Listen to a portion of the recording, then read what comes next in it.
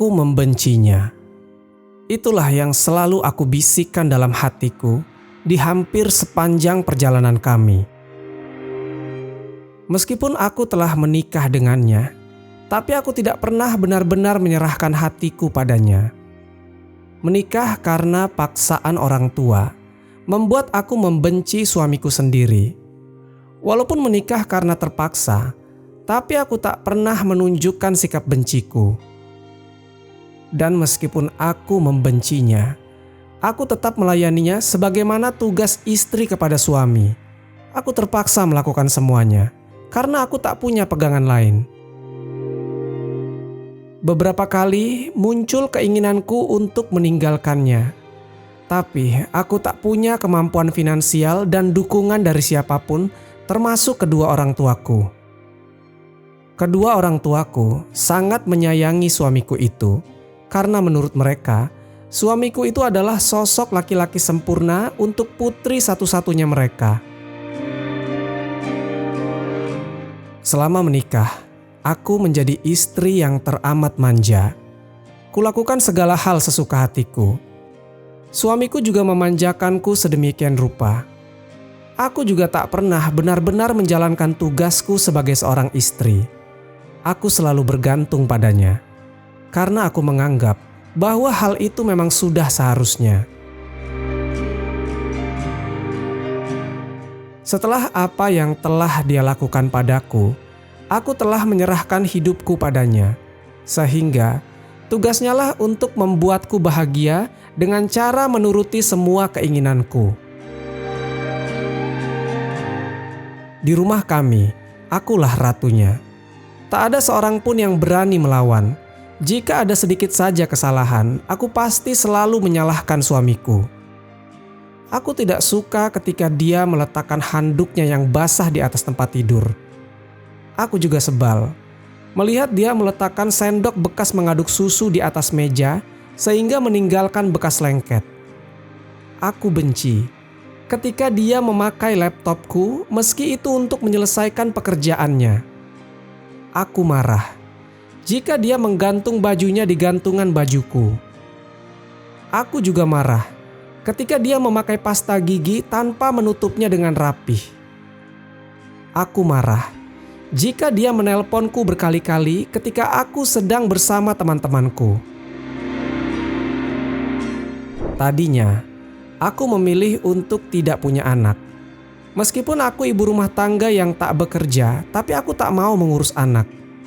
Awalnya dia mendukung, dan aku melengkapi dengan pil. Tapi rupanya, dia menyembunyikan keinginannya begitu dalam. Sampai suatu hari, aku lupa minum pil KB. Dan meskipun dia tahu, tapi dia membiarkannya. Aku pun hamil. Dan baru menyadari setelah lebih dari 4 bulan, dokter pun menolak untuk menggugurkannya. Itulah kemarahanku terbesar padanya. Kemarahanku semakin bertambah ketika mengetahui aku mengandung sepasang anak kembar dan harus mengalami kelahiran yang sangat sulit. Setelah itu, aku memaksa untuk melakukan vasektomi agar aku tidak hamil lagi. Dengan patuh, dia melakukan keinginanku karena aku mengancam akan meninggalkannya bersama dengan kedua anak kami. Waktu berlalu begitu cepat, hingga anak-anak tumbuh besar dan tak terasa mereka telah berulang tahun ke-8. Setiap pagi, aku bangun paling akhir, sementara anak-anak dan suamiku sudah menunggu di meja makan. Seperti biasa, dialah yang menyiapkan sarapan dan mengantar anak-anak ke sekolah. Hari itu dia mengingatkan bahwa hari itu adalah hari ulang tahun ibuku. Aku hanya menjawab dengan anggukan tanpa memperdulikan kata-katanya. Saat itu aku lebih memilih ke mall dan tidak hadir ke acara ibuku. Karena merasa terjebak karena perkawinanku, aku juga membenci kedua orang tuaku. Sebelum ke kantor, biasanya suamiku mencium pipiku saja dan diikuti dengan anak-anak. Tapi hari itu, dia juga memelukku, sehingga anak-anak menggoda ayahnya dengan ribut. Aku berusaha mengelak dan melepaskan pelukannya, meskipun akhirnya ikut tersenyum bersama anak-anak. Dia mencium hingga beberapa kali di depan pintu. Seakan-akan hari itu dia berat untuk pergi. Ketika mereka pergi, aku pun memutuskan ke salon langgananku. Menghabiskan waktu di salon adalah salah satu hobiku. Setelah aku sampai di salon, di sana aku bertemu dengan salah satu teman lamaku, sekaligus orang yang tidak aku sukai. Kami mengobrol dengan asyik, sekaligus memamerkan kegiatan kami sehari-hari. Tiba waktunya, aku harus membayar tagihan salon. Namun betapa terkejutnya ketika aku sadar bahwa dompetku tertinggal di rumah. Meskipun aku merogoh tasku yang paling dalam, aku tak menemukan uang yang cukup untuk membayar tagihan salon. Sambil mengingat-ingat apa yang terjadi sehingga dompetku tak bisa kutemukan, aku menelpon suamiku dan bertanya perihal dompet itu. Dia menjawab, "Maaf sayang, kemarin Farhan meminta uang jajan. Karena aku tak punya uang, maka aku ambil dari dompetmu. Aku lupa menaruhnya kembali ke tasmu. Kalau tidak salah, aku letakkan di atas meja kerjaku." Dengan marah, aku mengomelinya. Dan dengan kasar, kututup telepon itu tanpa menunggunya selesai bicara.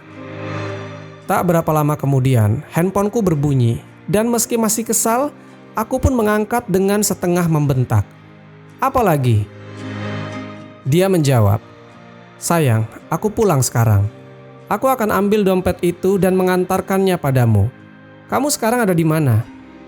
Aku pun langsung menyebut nama salonku dan tanpa menunggu jawaban lagi, aku langsung menutup telepon itu. Kemudian, aku berbicara dengan kasir dan mengatakan bahwa suamiku akan datang dan akan membayar tagihanku. Si yang punya salon mengatakan, aku bisa membayarkan tagihanku nanti jika besok-besok kesini lagi. Tapi karena malu sama musuhku karena ketinggalan dompet, membuatku gengsi untuk berhutang dulu. Hujan pun turun. Aku melihat keluar dan berharap mobil suamiku segera sampai. Menit pun berlalu berganti jam. Aku semakin tak sabar dan gelisah, sehingga aku menelpon suamiku. Tapi tak ada jawaban meskipun sudah berkali-kali ku telpon. Padahal biasanya, hanya 2 kali berdering, telponku sudah diangkatnya. Aku mulai merasa kesal dan semakin marah. Akhirnya, telponku diangkat setelah beberapa kali aku mencoba. Ketika aku belum sempat membentaknya, terdengar suara asing dari telpon suamiku. Aku terdiam beberapa saat sebelum lelaki asing itu memperkenalkan diri. Orang itu berkata, "Selamat siang Ibu. Apakah Ibu betul istri dari Bapak Armandi?" Ku jawab pertanyaan itu dengan segera. Lelaki asing itu ternyata seorang polisi. Dia memberitahu bahwa suamiku mengalami kecelakaan yang saat ini dia sedang dibawa ke rumah sakit kepolisian. Saat itu aku hanya terdiam dan hanya menjawab terima kasih. Ketika telepon ditutup, aku berjongkok dengan bingung. Tanganku menggenggam erat handphone dan seketika pegawai salon mendekatiku lalu bertanya, "Ada apa Bu? Apa yang terjadi?" Saat itu, wajahku pucat seperti kertas.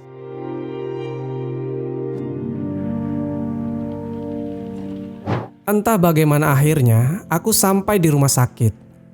Entah bagaimana juga, tahu-tahu seluruh keluarga hadir di sana dan menyusulku.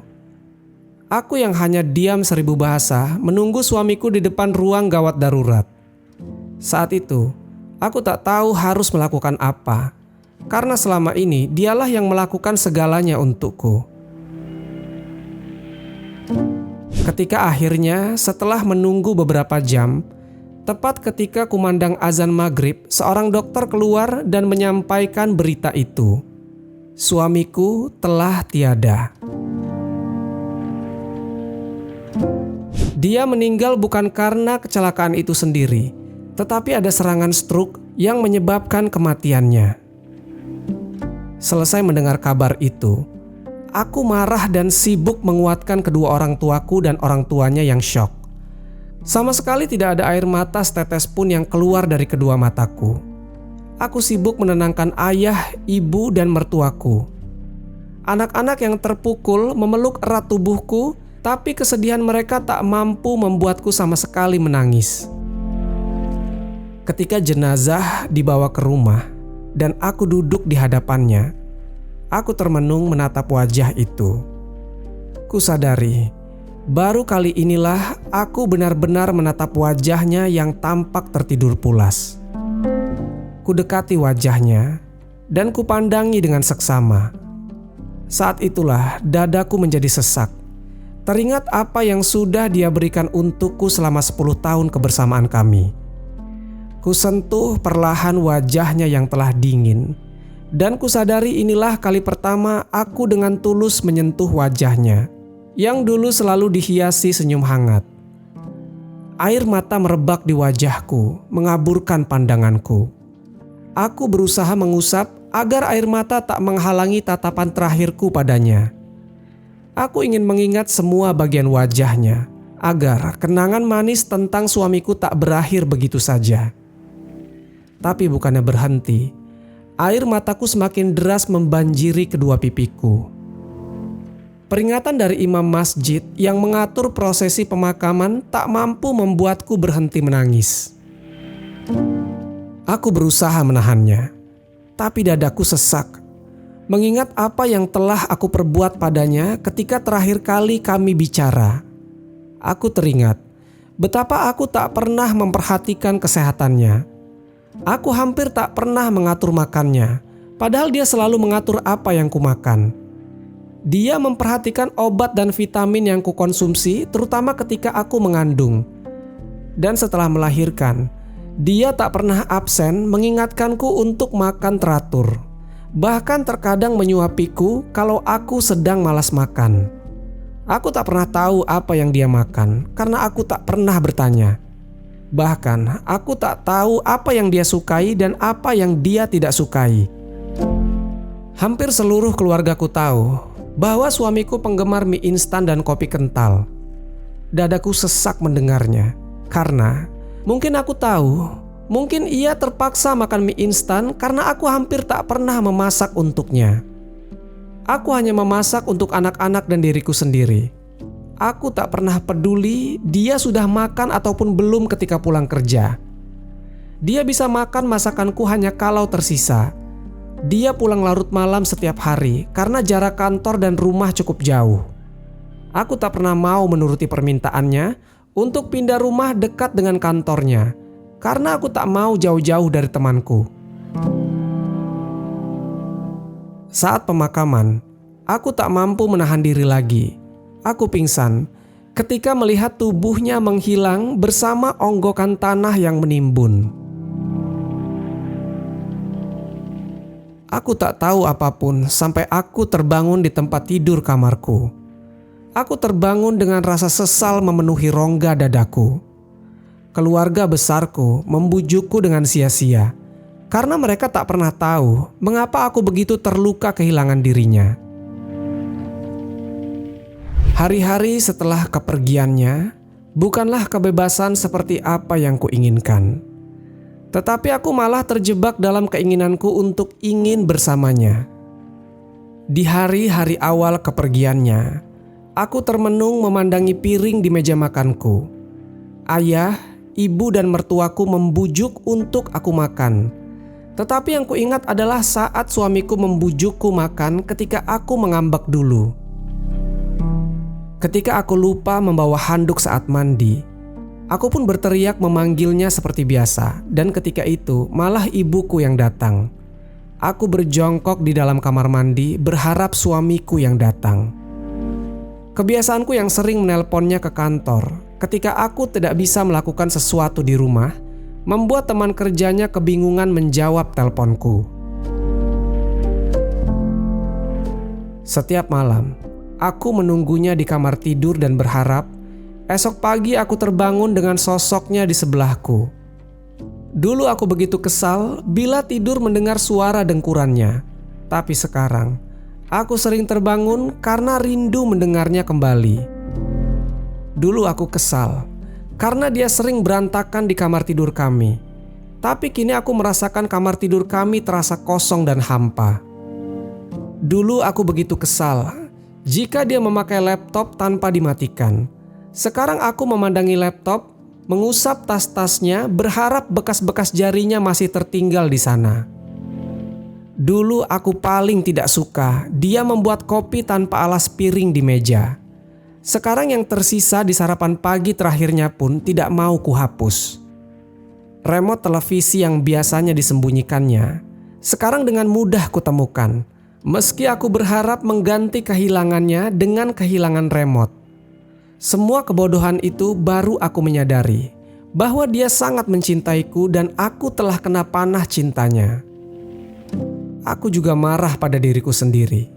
Meskipun semua terlihat normal walaupun dia sudah tiada. Aku juga marah karena baju-bajunya masih di sana yang baunya membuatku rindu. Aku marah karena aku tak bisa menghentikan semua penyesalanku. Aku marah karena tak ada lagi yang membujukku agar tenang.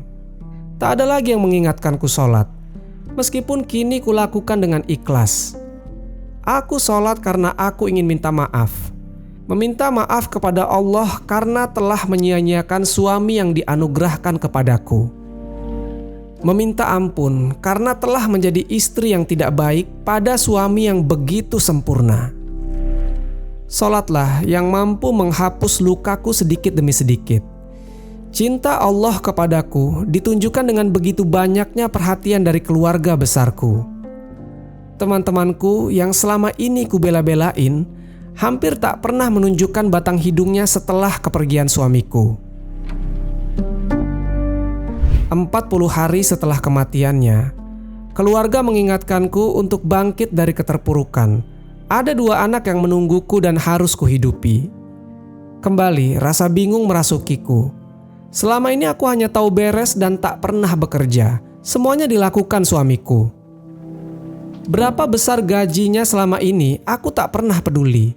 Yang kupedulikan hanya jumlah rupiah yang dia transfer ke rekeningku yang kupakai untuk keperluan pribadi, dan hampir setiap bulan uang itu hampir tak pernah tersisa. Dari kantor tempatnya bekerja, aku memperoleh gaji terakhir dan kompensasi bonusnya. Ketika melihat, aku terdiam dan tak menyangka. Ternyata seluruh gajinya ditransfer ke rekeningku selama ini. Padahal, aku tak pernah sedikit pun menggunakannya untuk keperluan rumah tangga. Entah dari mana dia mendapatkan uang lain untuk keperluan rumah tangga. Karena aku tak pernah bertanya sekalipun soal itu. Yang aku tahu, sekarang aku harus bekerja untuk anak-anak. Tak akan bisa hidup karena jumlah gaji terakhir dan kompensasi bonusnya tak akan cukup untuk menghidupi kami bertiga. Tapi bekerja di mana? Aku hampir tak punya pengalaman sama sekali. Semuanya selalu diatur oleh dia. Kebingunganku terjawab ketika beberapa waktu kemudian ayahku datang bersama seorang notaris.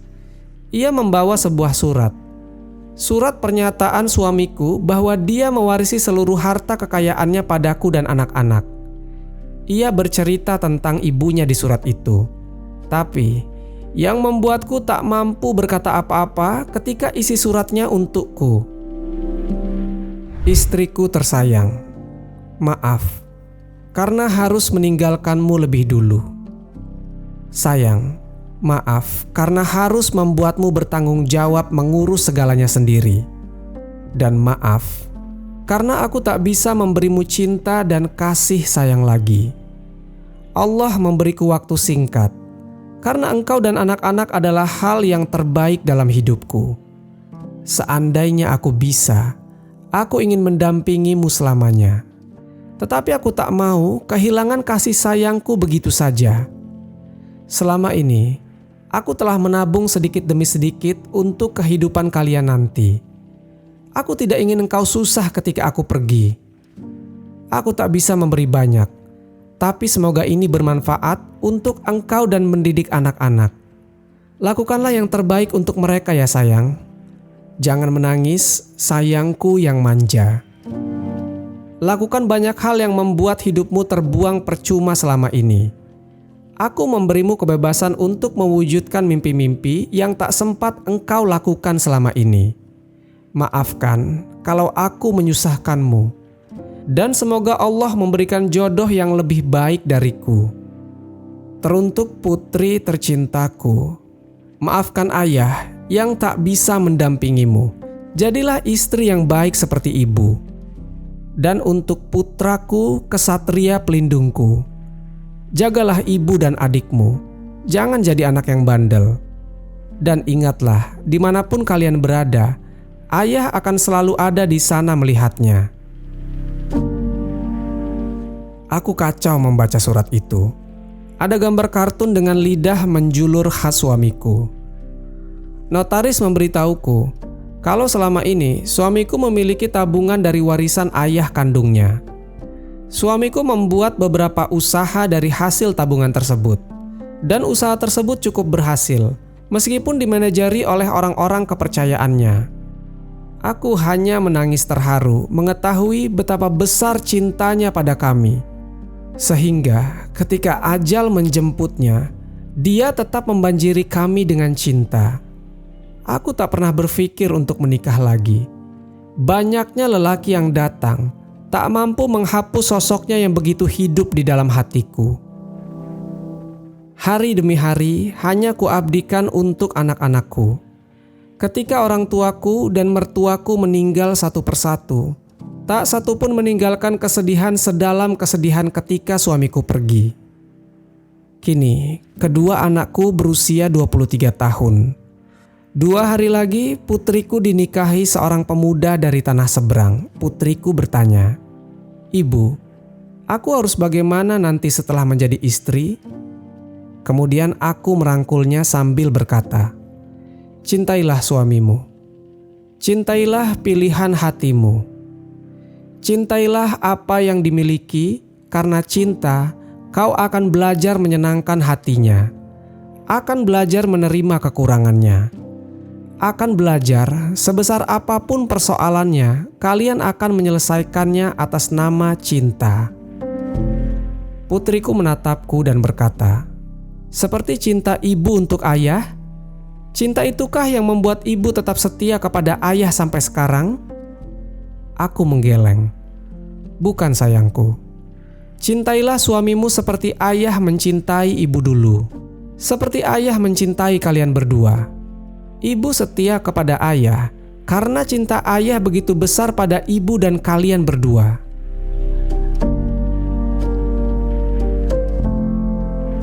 Aku memang tak beruntung karena tak sempat menunjukkan rasa cintaku kepada suamiku. Aku menghabiskan 10 tahun untuk membencinya, tetapi menghabiskan sepanjang sisa hidupku untuk mencintainya.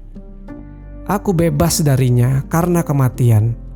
Tapi aku tak pernah bebas karena cintanya yang begitu tulus. Mudah-mudahan kisah ini bermanfaat. Wassalamualaikum warahmatullahi wabarakatuh.